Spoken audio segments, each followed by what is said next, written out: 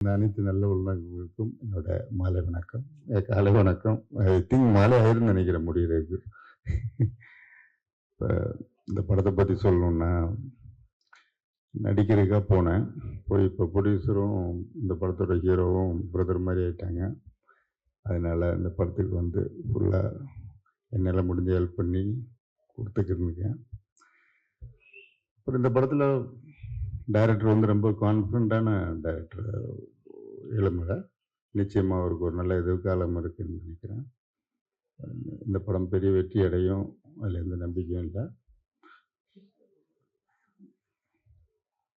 நல்ல நம்பிக்கை இருக்குது, இல்லை குழப்பமாக இருக்குது.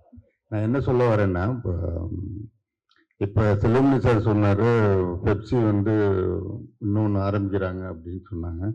அது ஏதோ சீட்டு கம்பெனி ஆரம்பிக்கிற மாதிரி ஆரம்பிச்சுட்டு இருக்காங்க. டெஃபினட்டாக பெப்சி எல்லாம் உடைக்கலாம் முடியாது. நான் தொடையை தட்டி சொல்கிறேன், நான் பெப்சி மெம்பர் தான். இன்றைக்கி ப்ரொடியூசராக இருந்தாலும் நான் பெப்சி மெம்பர் தான், இல்லை நோ டவுட்டு.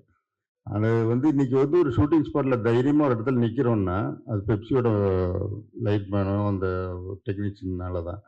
ஏன்னா இன்றைக்கி இருக்க புது ஆளுகளை வச்சு போனோம்னா மண்டையில் போட்டு நம்ம கொண்டுருவாங்க. எதை நம்பி நம்ம போகிறதோ 5000 ரூபாய்க்கு யூனியன் கார்டு கொடுக்குறாங்களாம். என்ன தப்பாக இருக்குது?